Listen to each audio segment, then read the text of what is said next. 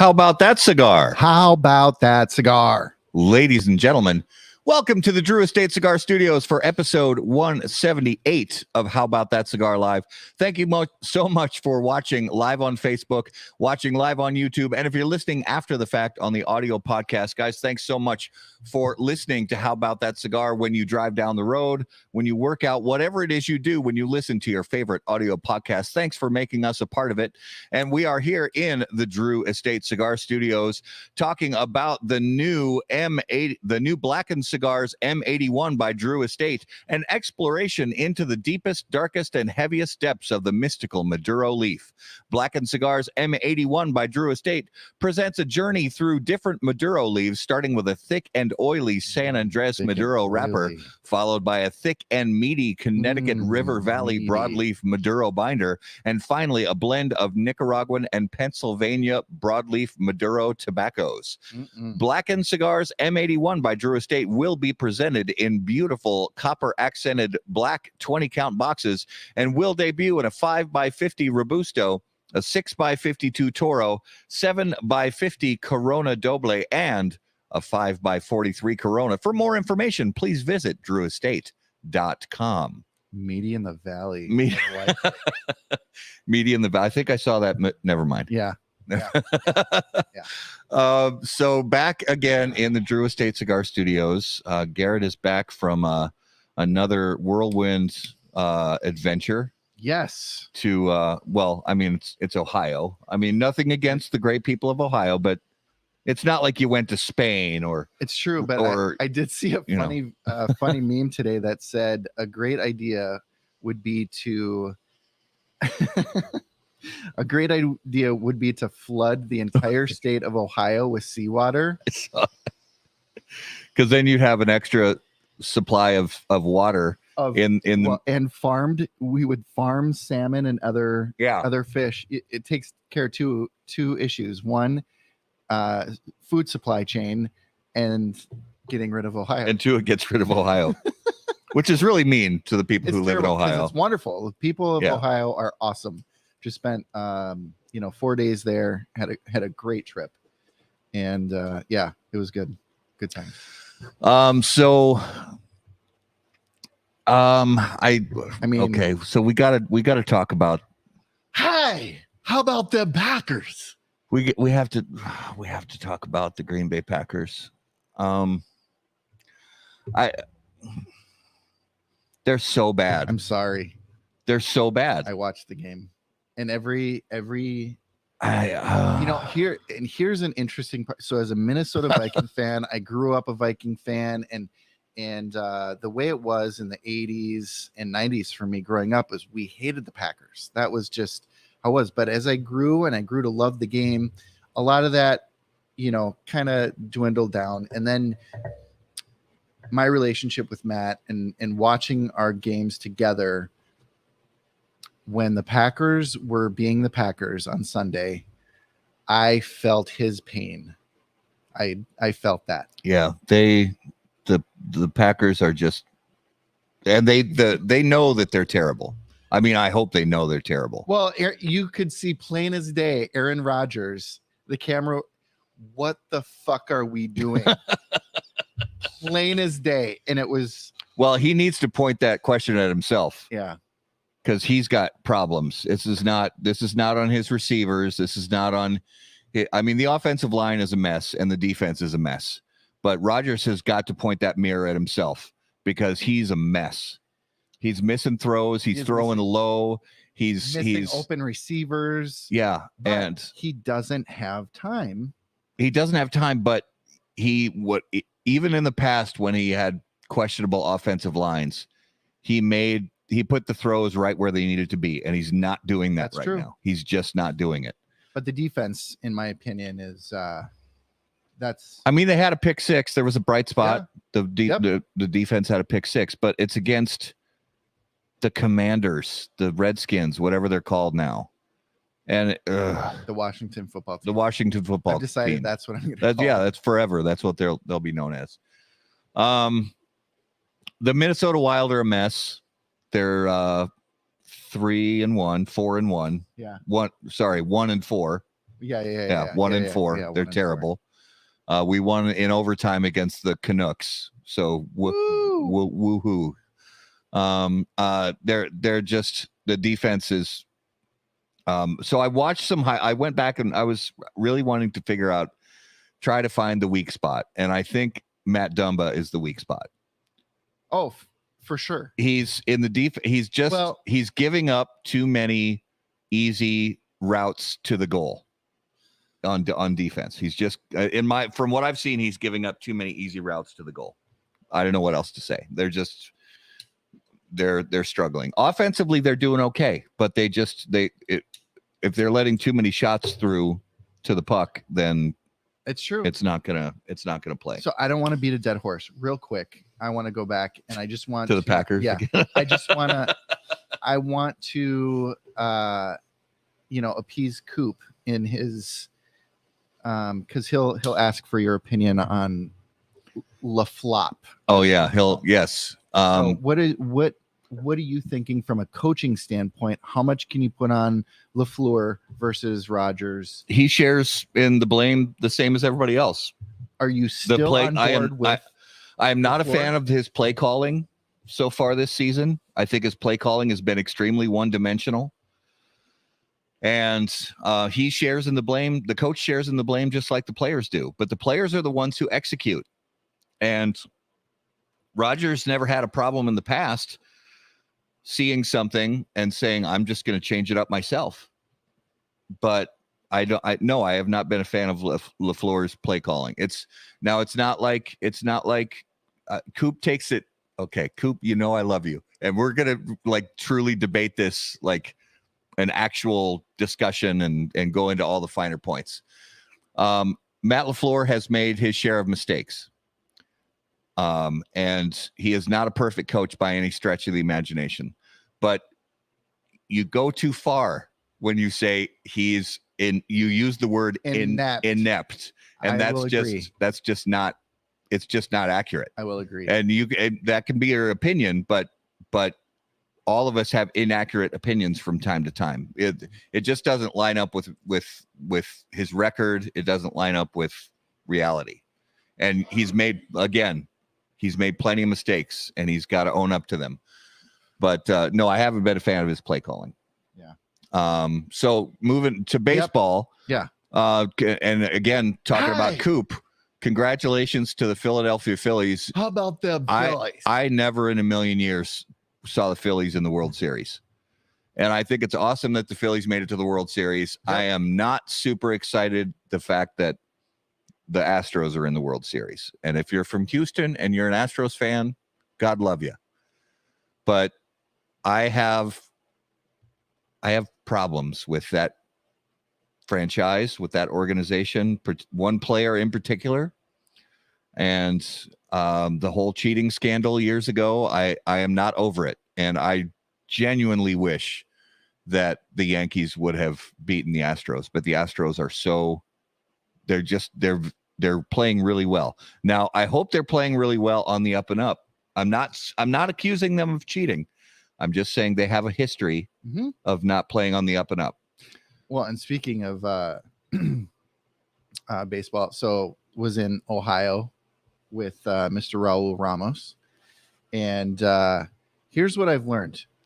I've learned that there are certain people that are so into their team and their sport that when they're watching their team, you don't touch them. So we had a scene. We had a scene. So he's watching his Yankees. He's like, he's fired up. Okay. He's fired up. And the pitcher was throwing shit. And the coach was coming out to the mound. And I was like, bro, it's okay. He's just, and I went he's just doing the, hey, man, get your shit. And Raul was like, don't. And I was like, all right. Wow. Raul is like hands off. When his Yankees are playing, and he was like, not when my Yankees are playing, brother. He later. Well, I desperately wanted New York to beat the Astros. They got completely destroyed by the Astros, unfortunately. But I just keep going back to the Phillies, how well they have played over the last, I mean, even the last 2 weeks of the regular season and how they played throughout this entire postseason. I mean, Bryce Harper is, there's a reason he's getting the money he's getting. But if you look at pitching, so I did a little deep dive into payrolls for teams and specifically pitching payrolls. So of all the teams that were in the MLB playoffs, including wildcard teams, every single one of them is in the top 10 for payroll money that specifically goes to pitching. Huh. The Phillies and the Astros are 5 and 6 in pitching payroll. Guess where Minnesota Twins are? Out of 30 teams. 27. 25. Yeah. And guess who's first? And their pitching payroll is almost as much as the Twins' entire payroll. Yankees. Mets. Yeah, okay. So their pitch, I've got it here. The Mets pitching payroll is $128 million. That's just for pitchers. The Twins' entire payroll is $159 million. Our pitching payroll is $13 million. That's less than a lot of pitchers get paid individually from some of these big teams. I wonder why we can't compete. Yeah. It seems like, but the Mets, they've got the huge pitching payroll, but they don't have the batters to match. It's the guys who have it seems like the ones who have the balance where the percentages are. But anyway, not to get deep dive into baseball analytics, but if you spend money on really good pitchers, you're going to be a successful baseball team. So something for our Minnesota Twins ownership to think about. Yeah. And, maybe spend a few more $1 million. But hey, this show is officially Go Phillies. This is, yes, we are a Go Phillies. Are you on Phillies? Yeah. Okay. Yeah. Yes. Justin's like, it's unanimous. Okay. What? Justin said, like, he's got this. Go Coop. Go Coop. We're on Team Coop. Team Coop. Yes. So yeah, we're officially on the Phillies bandwagon for the remainder of the postseason. But I think it's time to get into our main event of the evening. So let's bring on our special guest on episode 178 of How About That Cigar Live. And as always, on How About That Cigar Live, special guests are brought to us by our friends at Corona Cigar Company. Corona Cigar Company and coronacigar.com, the internet's largest and easiest to use virtual cigar store. Corona Cigar Company offers the finest handmade cigars, humidors, and cigar accessories at the absolute lowest possible price. You'll also find unique and limited cigars made with Florida sun-grown tobacco. As a proud American, president and founder of Corona Cigar Company, Jeff Borshowitz knew it was possible to bring cigar tobacco farming back to Florida. At Corona Cigar Company, you'll find the best selection anywhere in the world of cigars containing this special Florida sun-grown tobacco. If you live in Florida or are just visiting, be sure to visit any of the great Corona Cigar locations in downtown Orlando, Sand Lake, Tampa, Lake Mary, and a new location coming soon to Sarasota. To learn more, visit coronacigar.com and floridasungrown.com. All right, ladies and gentlemen, if you would please join us and put your hands together. And welcome to episode 178 of How About That Cigar Live from Casa Cuevas Cigars. Mr. Alec Cuevas, welcome to the show, brother. How are you? I'm doing great, Matt. How are you guys doing? Thank you for having me on. Oh, it's our pleasure, brother. Thank you so much. It looks nice where you are right now. It looks really beautiful outside. A little breezy, although it looks just like a black background currently, right? But we've been catching a lot of good weather, especially for Miami standards, where it tends to be really humid, really hot all the time. So nice drafts are coming in. It's pretty damn nice. I got to be honest, guys. Oh, yeah, that's so cool. Awesome.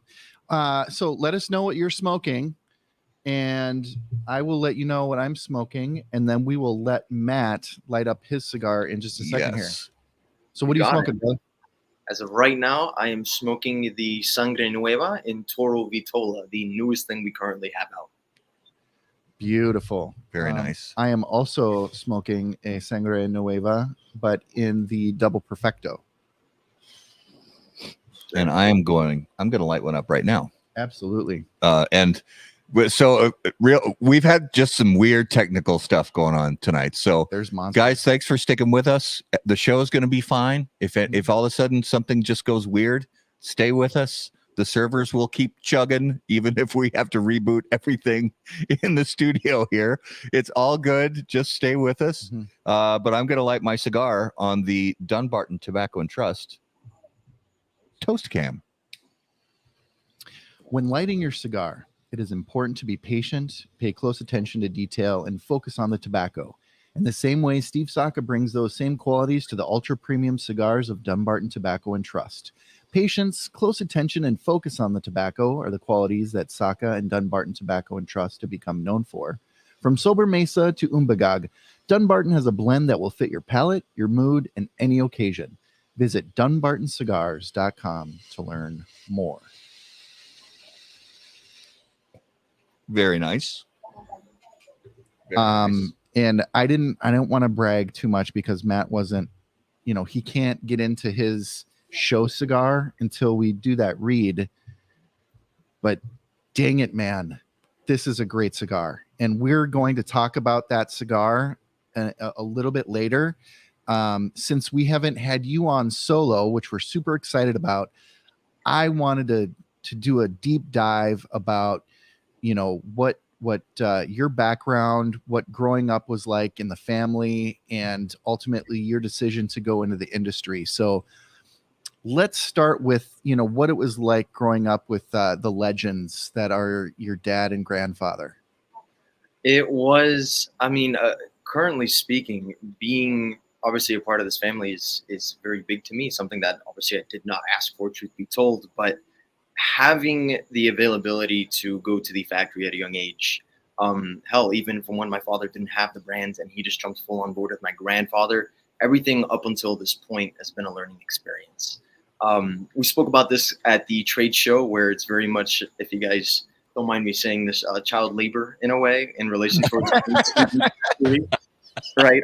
I always like to say it because at the end of the day, at the age of 7, 8, 9 years old, you don't want to be necessarily spending your time in a cigar factory. But I was always enamored by it, especially the aroma and all the process that comes with having the factory.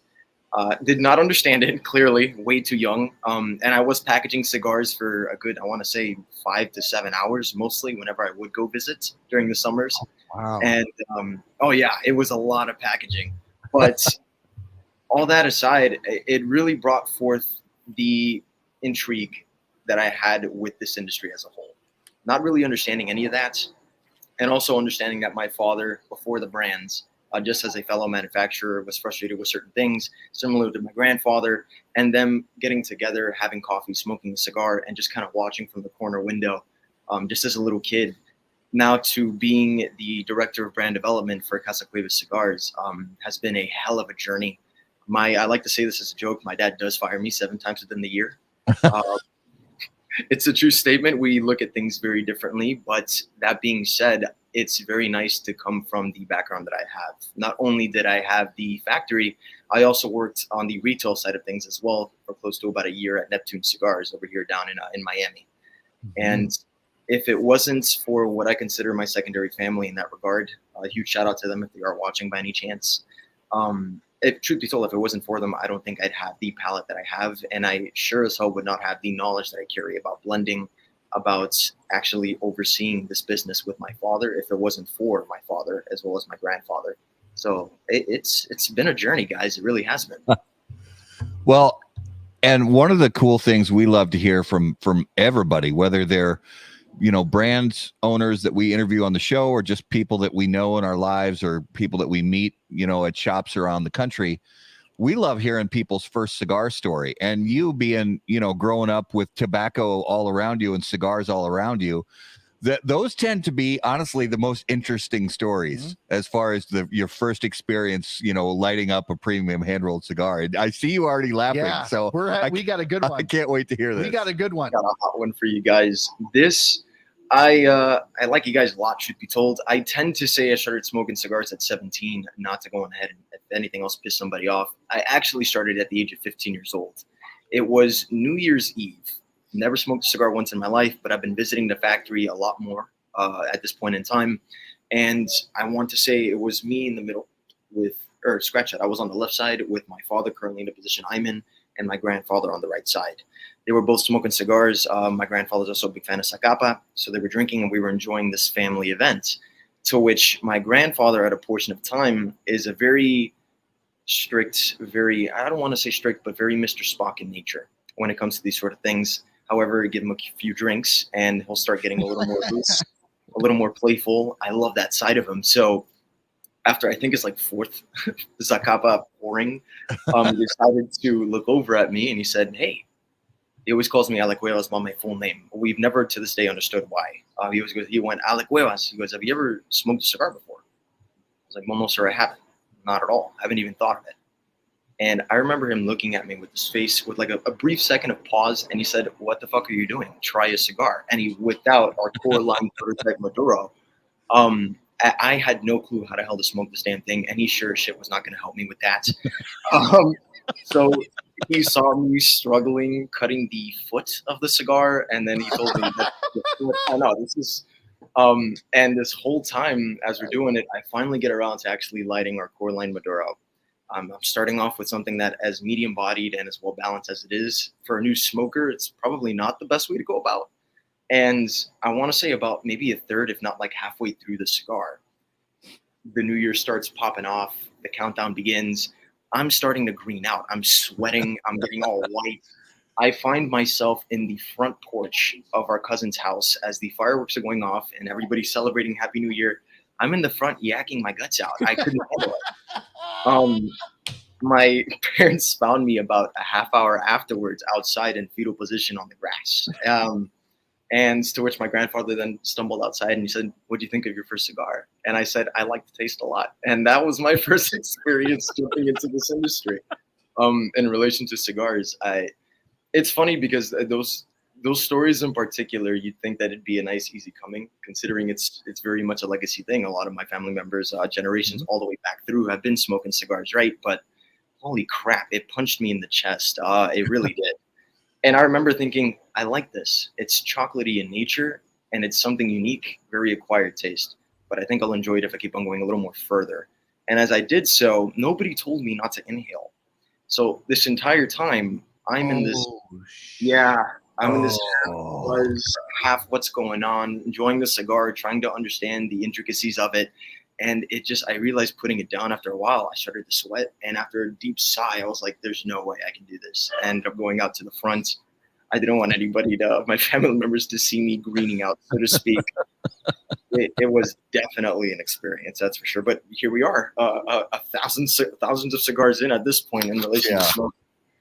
Oh wow, that's a good story. I mean, it wasn't a good experience, but it's a good story. You can tell people for the rest of your life. That's good stuff. Well, and I mean, I'm not trying to one up you, but I may have an experience of being a passenger in a vehicle where I tried to retrohale and accidentally inhale a little bit, cough, and then almost vomit all over Matt. Oh, holy hell. No, there wasn't almost. I closed the window before Had Matt not closed the window, he was sitting behind me in this vehicle as we're going down the street. Now, mind you, as I'm hacking and yakking, the three other passengers are in the car are like, "Garrett, don't vomit." Yeah, we were giving him the business the whole time. We're all making these puke noises, and he's laughing his ass off. I'm laughing while he's coughing, and then next thing you know, he's hurling all over the side of this rental vehicle. So jeez, a rental vehicle at that. Holy crap! Oh, yeah, no, it was hilarious.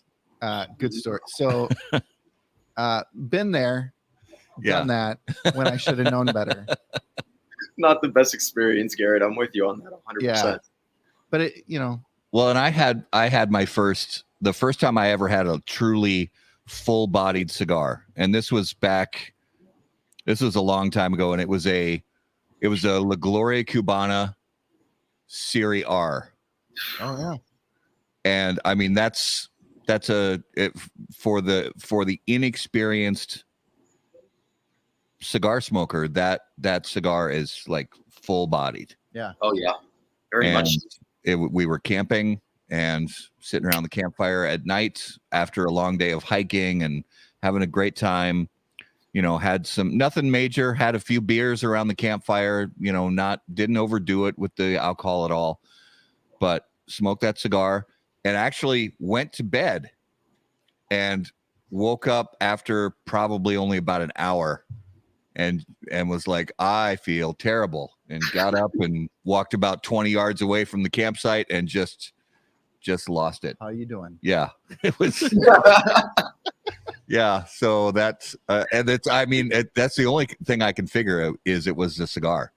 Yeah, it was that full-bodied cigar that I wasn't used to yet.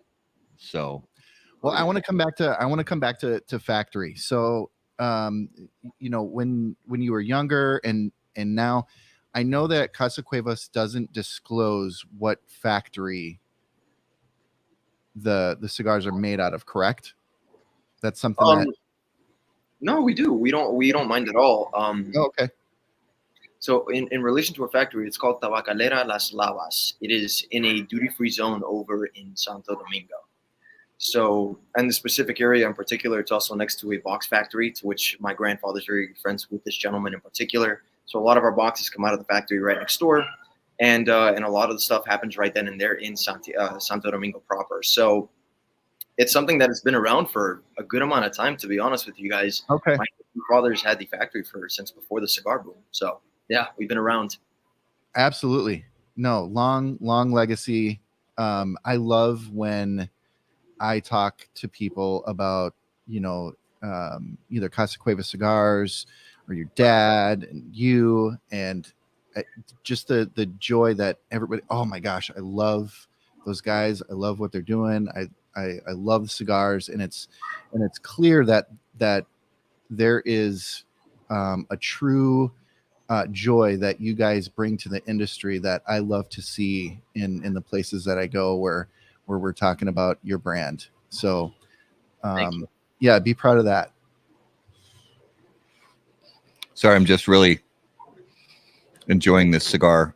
This is my first time with the blend. We did get a sample at the trade show, but we were given specific instructions to let it sit and rest for a while. Now, I probably have let it rest longer than I should, because it's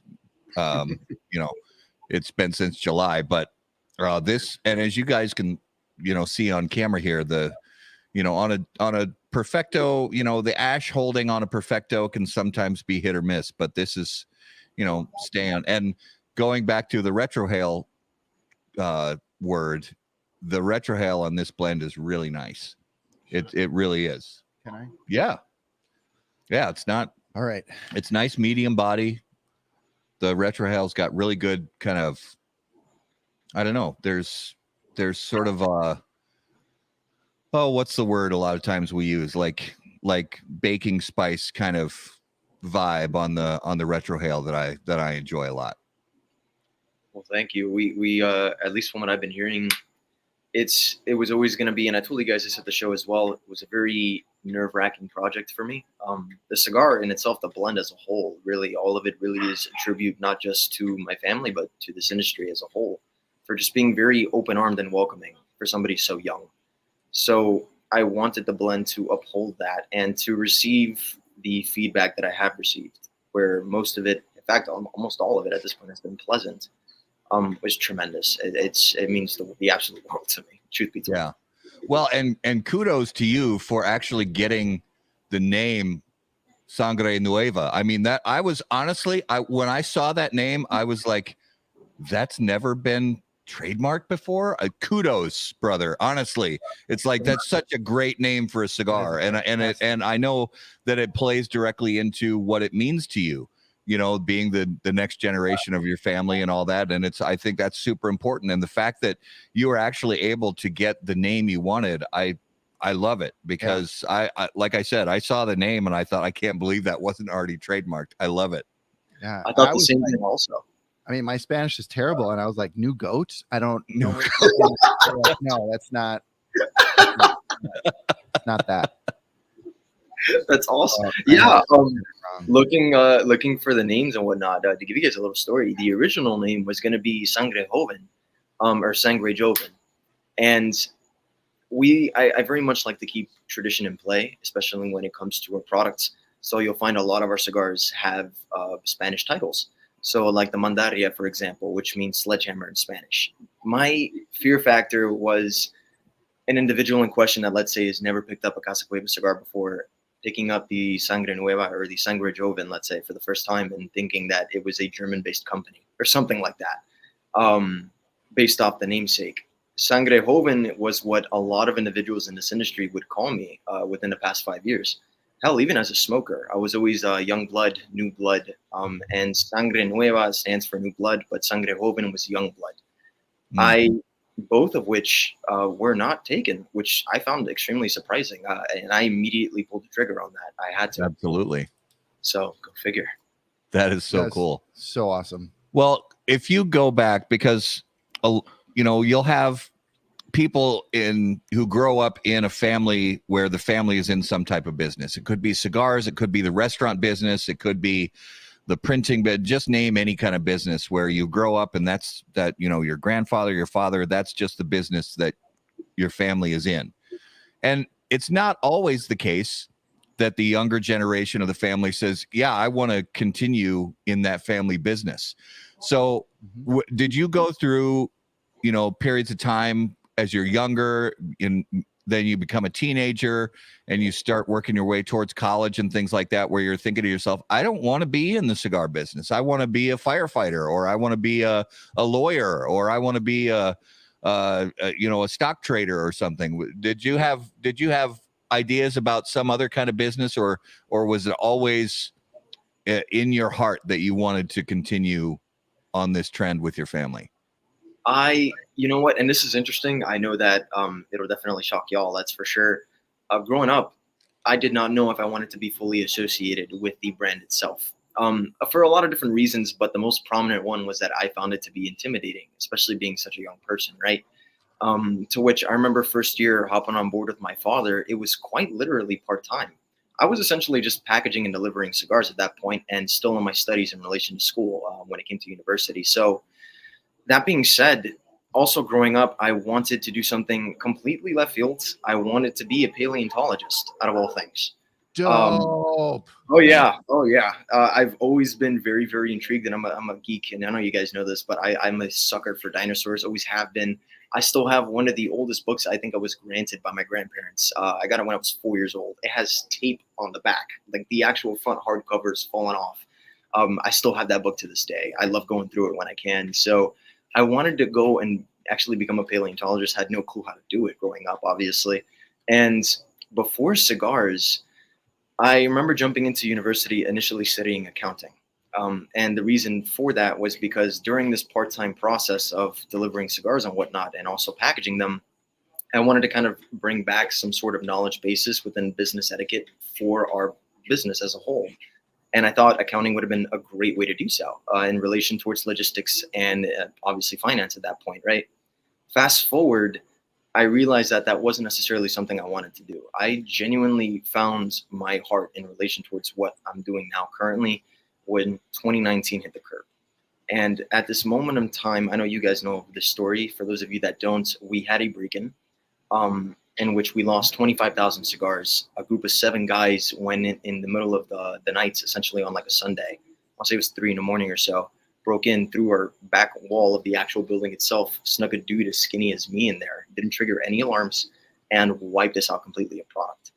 We didn't hear about this until the next day. And at this point, I was studying hardcore, like really hardcore for midterms and things like that coming up. I had very intense classes at that moment in time. I remember going through those reviews and getting the text from my father saying, brother, you should swing by. Something terrible has just happened. My father was already there. Obviously, at this point in time, we had a sales director with us at the time, Gabriel Alvarez, who was in tears. And I remember just leaving the classroom in itself, and my professor asking what was going on, and me just telling him it's a family matter. It really was. To which he blew it off. Something that I still somewhat bothers me to this very day. However, he did apologize for it later on, and yet I remember getting there, seeing the look on my father's face, seeing the damage that was done, and then starting the next project as the sledgehammer, the Mandaria, which was the principal tool that they used to break into our office. I came up with the title of the Mandaria, which is why I wanted that cigar to be a spicy one. And it was one of my very first instances ever of getting my hands on in relation to the blending process. That changed my perspective entirely of what I wanted to do. At that moment in time, I did end up graduating recently as of last year. This is currently my gap year. Graduated, go figure. I majored in marketing. I minored in accounting. And next year, I'm looking forward to law school, hopefully. From there, same kind of logic is applied, although I really want to get much more into it in terms of becoming a lawyer, getting at least my boots on the ground for that sort of stuff and bringing it back to the business. My father did something similar. He was a litigations lawyer, and that's helped us tremendously, especially during 2019 when we had that sort of mishap, so to speak. But it's bittersweet to say, because really, if it wasn't for that moment, if it wasn't for the spontaneous crafting of the Mandaria, which was initially going to be a limited edition cigar, but because of the accolades became core line production, if it wasn't for me being able to get my hands on and quite literally going through 33 different blends with my father and my grandfather, I don't think I would have been as much into this as I am today. It's something that my father has always boggled my mind about. Even from a very young age, he says, listen, whether you want to do this or not, I don't want you to put all your eggs into this basket. You never know what's going to happen going down the line, but you have a knack for this sort of stuff. And not just because it runs in the family, but because you have an amazing palate. So I think this would really jive well with what you're going for. And you know what? I couldn't agree more at this very point in time. Yeah, that's so cool that you've got that kind of, I mean, it's meaningful to have that kind of support and encouragement from your dad, and you know, knowing that you have the palate for it and you have the drive for it, but at the same time, you know, wanting to think glass half full, that everything's going to be okay. But you really, I mean, when it comes to, you know, things like government regulations and all this, you really never do know what's going to happen with the cigar industry. You go into it being as hopeful as you possibly can and having a positive mindset and doing all the hard work necessary, while all the while knowing it's possible that some bureaucrat could come along in government one day and shut the whole thing down. God forbid that ever happened, but it's, you know, it's good to you know, mix things up a little bit. So you're thinking law school next year? Yes, sir. That's right my on. goal. Right on. My goal. Well, congratulations on that. Thank you. My dad also said this, especially when I was growing up. I've always been very good at reading, and he wondered why I jumped into the accounting field. Initially, I've never been very good at math, except for with percentages, truth be told. So he always thought that I had a knack for it, and it's always been his dream to have either me or my sister, who's about a year younger, at least try to get into law school. Just that alone was enough for him. But beyond that, with the classes that I've taken with business law, with tort law, and things like that, just the small little portions of insight that I'm going to get in the future, hopefully, it really sparked my interest. And considering our line of work with cigars and everything else, and how it's very, I guess, shoddy, like you just finished mentioning, Matt, I think it's a very large asset to bring back to this company. Truth be told, that you can look back at 2019, our Cuevas Reserva series, which did launch alongside the Mandaria. This was a very old grandfathered class blend back from 2005. My grandfather launched it as Cuevas Habanos, gave it to a cousin that we have in Kansas City, and he said, go on ahead and try to promote it as best as you can. With no proper boots on the ground, it kind of died a slow death. And fast forward, 2019 hits the curb, and the FDA hit us with the regulation that if you don't have predicate products, you can no longer bring about new cigars. So my father, being the litigations lawyer, decided to read through the paperwork, something that a lot of people would find arduous, and he found the loophole for it, which is why Cuevas Reserva then came back again and was reintroduced, now under a different name and under the grandfather clause. So seeing that was also a big inspiration in relation to law school. But I'm really excited, to be truthful, guys. Yeah. And real quick, let's help quantify. So 25,000 cigars that was stolen. Okay. Let's help put a number into people's minds of what that loss really entails. Because 25,000 cigars, a lot of cigars. But Oh, yeah. for a manufacturer, help us with the dollars and cents of that. What does that loss mean? The loss is tremendous. So in terms of the actual total, which I won't disclose, truth be told, it was hefty. Think of yourselves in relation to its 5 figures. But when it comes to cigars, cigars are not cheap, especially when they're coming into the States for export purposes, right? You need to pay S-chip. There's a lot of stuff that goes into it. The box costs, the costs for the bands themselves, the costs for the actual tobacco in relation to purveyors. A lot of money is put into the product that you guys are currently smoking. And I'm speaking on behalf of a lot of different manufacturers in question here. Yeah. So that being said, when something like that occurs, mind you, we weren't the only ones. God knows we weren't. As you guys know, the Arturo Fuente incident not too long ago and so forth, right? You end up losing a decent amount of capital, to which it was easy to get the cigars back, at least core line product, right? But we also had a limited edition Flaco. It was a 7x43 Lancero. It came in Habano and Maduro. And those boxes were wooden, beautiful 10-count boxes with labeled numbers on it. So if you had a specific number that meant something to you, we wanted to sign off on it and send it to you if we could. That being said, due to the robbery, we also lost all of those. And now comes in the question, that being said, did the shop finally receive that number box in question, or was it stolen? And in good conscience, we didn't want the public waiting months and months on end for a product that they ordered, let's say, within a few days' time prior. So that's why the Mandaria came about. In relation to what we lost, and the building was uninsured at the time as well, mind you. It was a brand new facility. We just got it. We were about 2 months into that place, getting everything oriented. So it was a huge blow. And if it wasn't for being the middleman and actually having the factory, I don't think our company would be around to this day. Yeah, the factory really is what saved it, truth be told.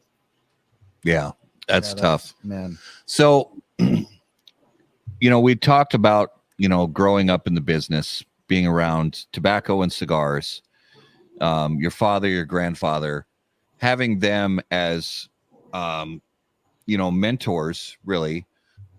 But outside of your own family, have there been any other people in the cigar industry, maybe somebody from another brand or somebody you've gotten to know, who has also sort of played a little bit of a mentorship role with you outside of just your family members? Yeah, so actually, this goes back to Sangre Nueva. When I said that this is a tribute to the industry, I really meant that. It's walking into a location like Neptune, for example, not having any boots on the ground in relation to cigars as a whole, and yet having the owners of that company be so kind as to bring me in and have me quite literally go through rows upon rows, different vitolas and so forth of cigars, and just teaching me certain cigar etiquette. One in question, his name is Rene. He's been with them for about 15 years, became a very close friend of mine, and he does a lot of their online reviews. He smokes a plethora of cigars.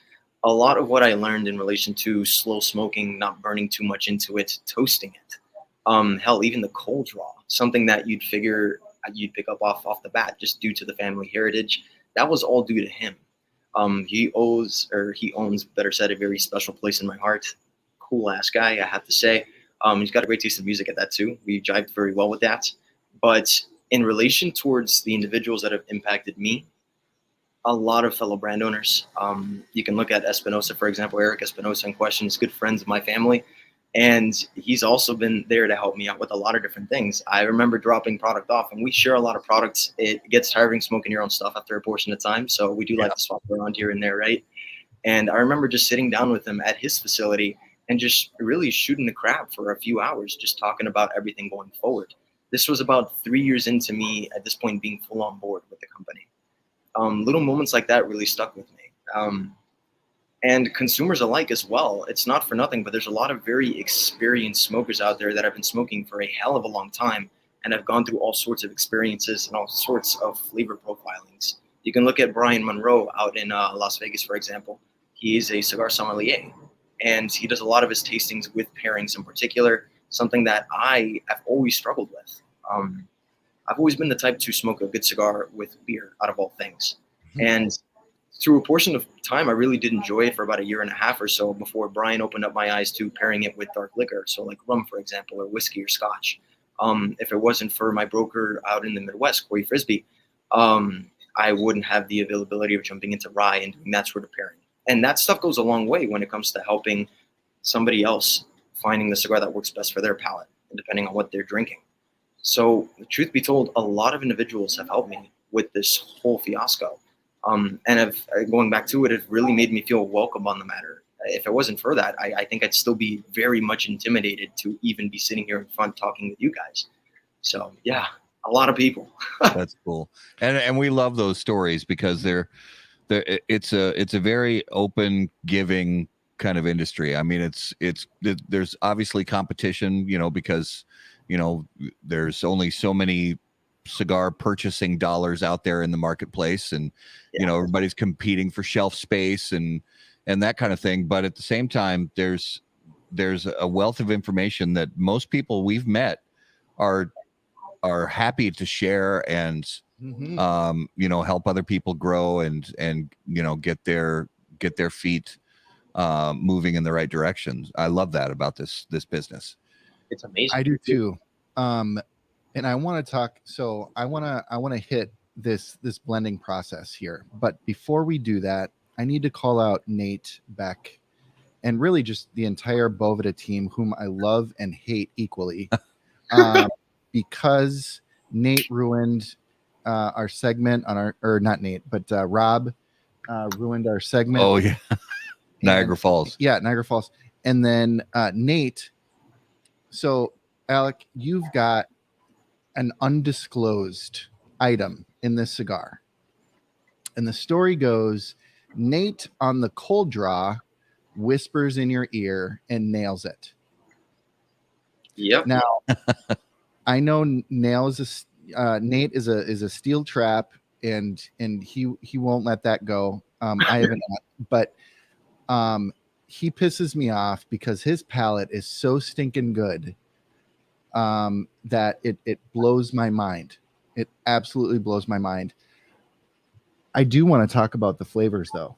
So baking spice, but also baking chocolate. Yeah. It is very chocolatey on the retrohale. And those who know, I struggle with the retro. I have a very sensitive sinus. I'll make all the excuses to make it sound better. I can retro this cigar, and it is fantastic. It is smooth. It is chocolatey and creamy and delicious. So can you take us through the process that you took to develop this cigar? Of course. I've always been a sucker for Cameroon.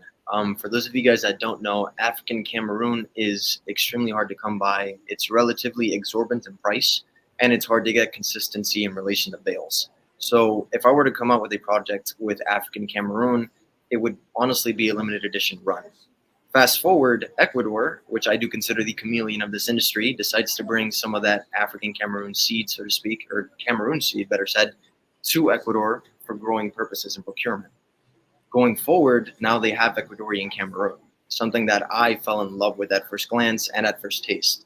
So Sangre Nueva is currently our first time ever using Ecuadorian Cameroon, something I desperately wanted within our lines.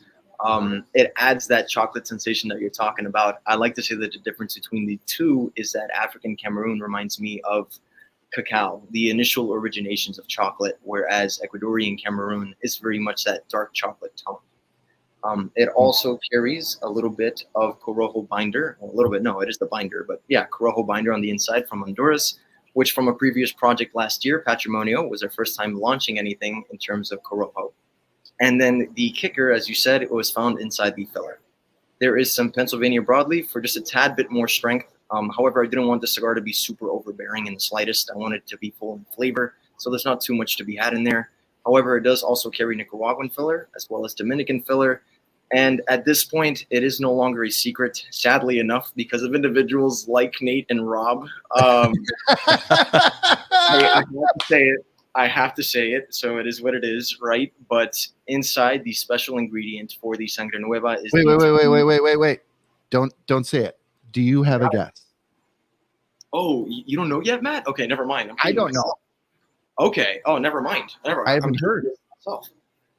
I've always been doing this as an educational standpoint. I like the individual. In fact, you took the cold draw, which is what I always recommend individuals to do on first glance, because maybe you'll be able to pick it up. But it's one of those types of tobaccos in particular that people love, or people just really aren't the biggest fan of. There's no real in between. It's hard to find it. I'm just going to take a shot and say that I won't say anything super particular, but my palate is getting something that seems like Brazil. And I'm going Costa Rica. Okay, both very interesting. Matt, to answer you in particular, Brazilian tobacco is something we've been trying to get our hands on for the longest time, specifically Mata Fina. It is beyond difficult to find. Nate, you're correct. You guys didn't blow it just yet. But truth be told, it doesn't carry any Brazilian. I wish it did. However, going forward down the line, maybe we'll get our hands on a consistent bale, and maybe a future project will come out. And that is not Costa Rican either, although I am very fond of the floral notes that you pick up with that. Yeah. So if I jive anything more, if anything else, I will go on ahead and say it at the very end of this, if that works for you guys. Yeah. Oh, you could tell us now. Yeah, go ahead. All right, right on. The smallest sliver of American curated Kentucky fire cured tobacco. Wow. Oh yeah. I did not get that. I did not get that. Which is why on the cold draw it gives you this roasted almond sensation in a way. All right, so now, okay, I'm gonna have to cold draw more and smoke more of these, and really sit down with my notebook and I love that though. I love those little hidden secrets, those gems in there that you don't know about. I love Nate Beck, and I cannot believe he got it right on. I kid you guys not. I was on the Bovida podcast about a half hour before it went live, and he picked it up right off the rip. And I was left dumbfounded because it was one of the very first interviews that I was finally hopping on talking about the product. So I was left at a loss of words. I did not know what to say. Nate has a phenomenal palate. He has an incredible palate. It's stupid. Yeah, we're jealous of I Nate's am. palate. Not fair. Not fair. Awesome. Look at this guy. All right, Nate, go to bed. I'm sick of you. Just kidding. I love you so much. So what was your, through the process, how many iterations, what was your goal for flavor profile and, your involvement with the blending process? So this is my first ever project where my grandfather quite literally handed me a blank sheet of paper and said, "This is all you." No percentages, quite literally just a listing of the tobacco that we had at the factory at that very moment. As you guys could imagine, I was shitting bricks. At that moment in time, I did not know what to do. We have a terminology called sweating in Spanish, and I genuinely was that day. But the process as a whole, the iteration of it, was 14 blends. The initial 4, which is the kicker, so to speak, number 3 was the baseline. And the reason I say that is because they all carried Ecuadorian Cameroon in terms of the wrapper, but number 3 was the only one that carried that Corojo binder. So right off the bat, if you were to smell the foot before even lighting the cigar, hell, even on the cold draw, the aroma and that floral note that you picked up from it was already different in comparison to the other blends in question, right? So I found myself now going back to the percentage board, and this took longer than expected. It took 8 months because my grandfather at the time, and he's still very much doing so, although I don't know whether this is going to come to an end or not soon. That's yet to be spoken about. He spends 2 weeks at the factory, and then he'll spend a weekend down here in the States to visit my grandmother, who's moved full time. So we haven't been back to that factory. As of recently, we were just there a couple weeks ago, but at that moment in time, we hadn't been back within 2 years due to COVID regulations and a lot of things there that have still yet to elevate to the point where the States are now, let's say. So because of which, there was a huge fear factor in terms of going back. And now the process entailed my grandfather taking that piece of paper with him, doing the blending process over there with the rollers, and then bringing back the bundles in question with numbered markers on them. So 1 through 4 became the initial batch. And then from there, 5 through 9, and then so forth. We settled on blend number 10. And at that moment in time, I remember during that second initial batch of 5 through 9, my grandfather, I had a good heart-to-heart moment with him, something that I spoke with Garrett about as well, and you guys as well on the trade show floor, in which he, better said, I approached him very much saying that I did not know what to do. Number 3, I just kept on going back to it, and yet I wanted to add something more, and I had no clue what the heck to add to it. And I very much felt at a loss. So the utmost respect to my fellow manufacturers, because it is very difficult to blend. And that being said, my grandfather looked at me and he says, you know what? This is over a cup of Zacapa rum. So it was very nice. We were smoking in Connecticut, which is his go-to. I'll never forget it. He says, your great-grandfather had a knack for tobacco. He was a cultivator of tobacco. He didn't have a factory, but he had a tremendous palate, and he was the type of individual to hold tobacco leaves up to the moonlight and quite literally tell you in what season it was planted. It's incredible, as we call it in Spanish. It's some Mojito stuff. I mean, that is some very old school Cubanazo Cuban thing to do. And he says, you know what, your father has a tremendous palate, but in relation towards something like this, in relation towards how many cigars you've smoked, and from what we've spoken about with different blends that you've tried from fellow manufacturers alike, you have something that he had. And beyond crying my eyes out at that very moment, which I don't tend to do very often, getting sentimental now just talking about it. That's when I took to my grandfather after giving him a big old hug and asking him what we had in terms of experimental tobacco that we had procured, or anything, if just inconsistent bales, whatever the case may be. What do we have available as a whole, not just consistent, but something that we brought in for other individuals in question. And sure enough, he gave me the listing, and Kentucky Fire Cured ended up taking the cake as number 10. We tried blend number 10 through 14 were the experimentals. Blend number 11 actually carried a decent percentage of it. I put 5% into that blend. And although it tasted great in relation towards that close circle that was there, that all agreed they loved number 11, I've never been the biggest fan of Kentucky Fire Cured. I feel as if it's a very acquired taste, and this goes back to people loving it or people genuinely not liking it at all. When I smoke a cigar, I like the complexity of it. I like it to change and transition, and with Kentucky Fire Cured, it's very potent. So the majority of what you're going to pick up is that roasted sensation. If you look at the Kentucky Fire Cureds from Drew Estate, speaking of the Devils, or hell, even the San Lucia Blacks, let's say, which came out of our factory. So finding that proper mix was what I ended up deciding on. Because at that very moment, especially smoking that double perfecto size that you guys are currently smoking, I got up out of my chair and I started doing laps around the table for how excited. It was very interesting to, which I've heard from other fellow brand owners, when they say, you know, when you've hit a home run in your own book. That was one of those moments for me. Very eye-opening. So 14 iterations. Blend number 3 was that basis initially, but blend number 10 ended up being the winner overall and became the Sangre Nueva. Nice. I love that story. Yeah, great story. Fantastic cigar. It's a really nice blend. It really is. And it's I hope, you know, the mind plays tricks on us, and you know, there's the power of suggestion.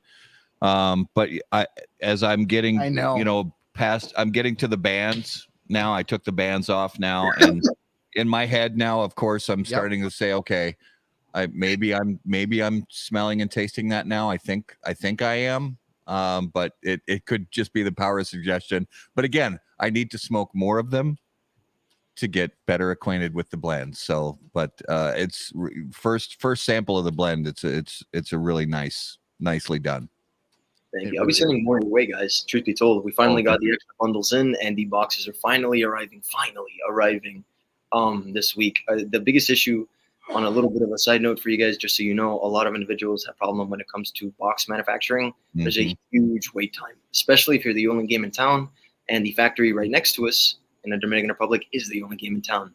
So there's a long wait time for it, which is why if there ever is a back order, now you guys know why. It's not about the cigars, it's more about the boxes. Yeah, and we've heard that from everybody, and it's a sad reality in the cigar business right now, but we know everybody's doing their best. So no worries there. I mean, we know that this is a special cigar for you guys, and if you know you're doing this kind of stuff on core line, this is core line. This high gloss gold stamp. I mean, that's core line. That's not So I can only imagine the beauty that we're going to see from the packaging of the Sangre Nueva. Already smoked through a few. Right on. Yeah, it was our pregame cigar before we went live here. So Garrett, I have a question. Fire away. Is it time? Oh, I think it is time. Are you sure? I'm positive. Okay, ladies and gentlemen, it is now time for this week's Numero de los Muertos. And as always, Numero de los Muertos brought to us by our friends at Smoke Inn.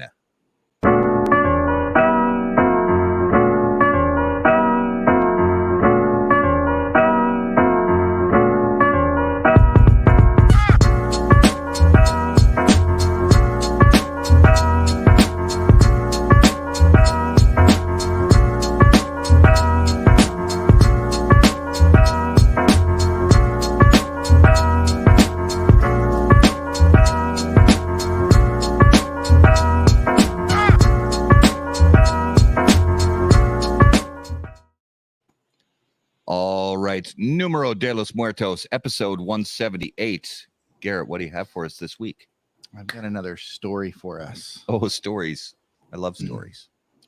In 1911, this man was testing his invention and died. Just one person. One guy. Wow. This is going to be a tough one. Well, I think we'll get there. I really and as always, viewers, if you guys are watching live on YouTube or Facebook and you have guesses, please put them. And yes, Nate, we would love to have you be a guest taster / host. Please. Yes. So, Raul, you've got problems, brother. I love you, but you need to see somebody.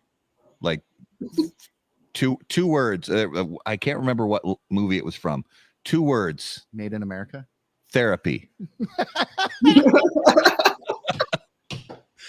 But so if our viewers have guesses that aren't disgusting, leave them in the comments. But usually numbers are higher than so. This is one guy. One guy in 1911 was testing his invention. All right, and no Google shenanigans from the viewers out there.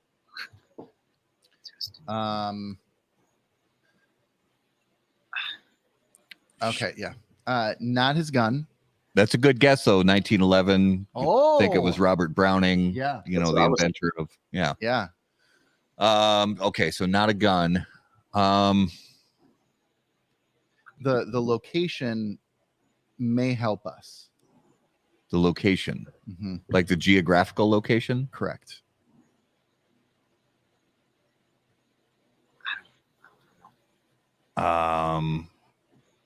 Was it the United States? It was not.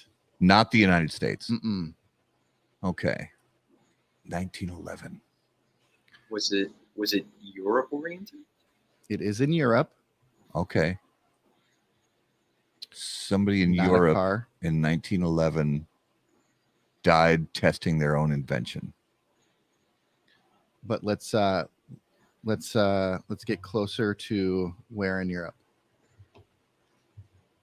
Where in Europe?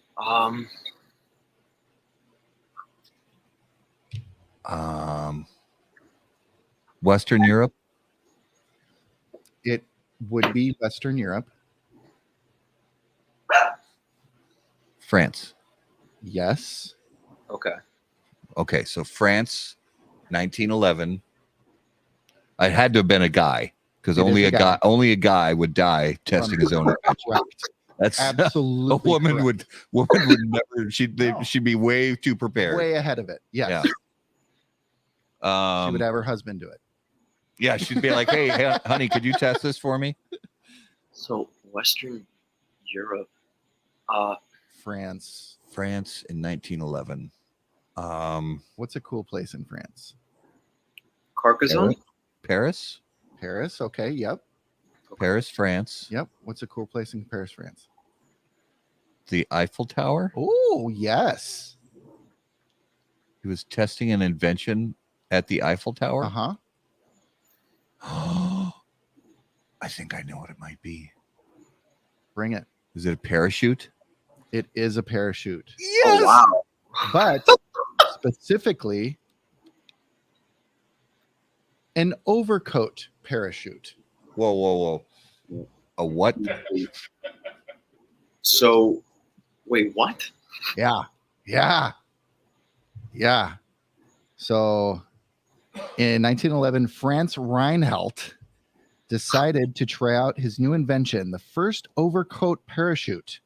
To test his new coat, Reinhold decided to jump from the top of the Eiffel Tower. Unfortunately, his invention was less than perfect and did not succeed in slowing his descent. So He basically just hit the ground like a sack of wet cement. right. I don't know why, but I'm thinking of that damn WKRP Thanksgiving episode. The turkeys. Oh my God, they're turkeys. Wow. So he tried to build a parachute into an overcoat. Correct. Like Mr. Gadget. Correct. Yeah. Go Gadget parachute. Inspector Gadget. And it didn't. Yeah. It did not parachute. It just coated. It coated really good. It was a great coat. It was a very nice, stunningly tailored overcoat. Very handsome. It was a very handsome overcoat, Yeah. but not after. Not so much now. Not so much now. No. He did. That's right, Nate. He did. Sure. Yikes. Oh man. So now, you can't. Don't do that. Don't. I mean, that's the moral of the story, right? Don't do it. Why wouldn't you like put an overcoat, like test it on like a bag of flour or Yeah. He's like, I believe in this. Yeah, jump off something short. Jump off a pallet first, and then maybe your house, and then maybe third story of a hotel. Yeah, work your way up to it. Don't just be like, this is gonna work. I believe I can fly. I just know this is gonna work the first time. So let's just go all the way up to the top of the freaking Eiffel Tower. What could possibly go wrong? What could go wrong? Go hard or go home, I guess. Right? Yeah, exactly. And he went home. He did. Yeah, he did go home. I Actually, can't even imagine it. I'm terrified of heights. That for me. I would have been out like the light all the way down. You too, right? Yeah. No, my God, no way. Well, maybe he passed out on the way down and wasn't able to deploy it. He couldn't pull the cord or whatever because he passed out after he jumped. Oh, it's possible. That could be a possibility. I mean, I'll dig in. Yeah. I'll dig in. See what you could ask him. I will. I will. Yeah. Oh, that was a good one. Thank you. I like that. That was very good. So don't do that. I'm trying to come up with something more eloquent, but just don't do that. Be better. Be better. Maybe when in doubt, chicken out. Maybe at that moment, right? Not bad. Not bad. I mean, I'm assuming he did. Maybe he wasn't even afraid, but I'll be honest. I mean, part of my language is a very shitty way to go. Yeah, it is. Yeah, that's a shitty way to go. Don't do that. Well, yeah, don't do that. I mean, to JD's point, I'm surprised nobody stopped him either. Yeah, because if I saw somebody at the top of something, like, no. Maybe don't. Yeah, maybe don't. Yeah, let's go down and get a coffee, and and I'll bring it. Tell you what, coffee's on me. Let's go down. We'll get a coffee. We'll get a cigar. We'll talk for a little while. A croissant. A croissant. Yeah. And we'll talk for a little while, and then maybe I can talk you out of doing this really stupid thing. What do you say? I'll dig in. That's what he's. Oh my God. He did indeed. He did indeed. So, that was this week's Numero de los Muertos. All right, so let's jump into the lightning round brought to us by our friends at J.C. Newman Cigar Company, America's oldest family-owned premium cigar maker, creators of the popular Brick House, Perla Del Mar, Diamond Crown, and the American. J.C. Newman Cigar Company operates out of their 112-year-old El Reloj Cigar Factory in historic Cigar City, Tampa, Florida. For more information on their cigars or visitor experience, please visit jcnewman.com. All right, so, Alec, couple non-cigar related questions for you. Right on. Hit me If you could hear the thoughts of one living person for 10 minutes, who would it be and why? for 10 minutes. I gotta make this quick. Joe Rogan. Very good answer. Oh, Love that answer. I love that answer a lot. Yeah. All right. If you were about to get into a fight, what would your soundtrack music be?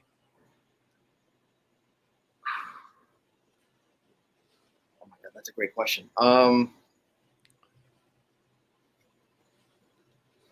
Take Me Home. Now, which version am I thinking? Because you say that and I immediately go to Denver. the old country song, but I don't think that's what you're talking about. Well, no, that's exactly what I'm talking about. I'm very fight or flight, and more often than not, I'm flighting that. Oh yeah. I love it. That's a great answer. So yeah. All right. All right, Alec. The zombies are coming. Okay. Good. Now you get to choose 3 industry people to be on your zombie apocalypse survival team. Who do you choose and why? Ernesto Plasencia. He's got Love it. resources. Wow. Eric Espinosa. He's a psycho. Yes. By default. Jack Tarano, just in case I can't outrun them. I gotta go.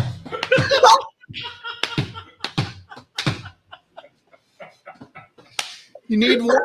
You need one of those. I'm glad you recognize that. Whoa, shit. He won't be mad at that at all. He's going to skin me alive after for sure. Somebody please go on Facebook and tag Jack Geronimo in the comments. That's fantastic.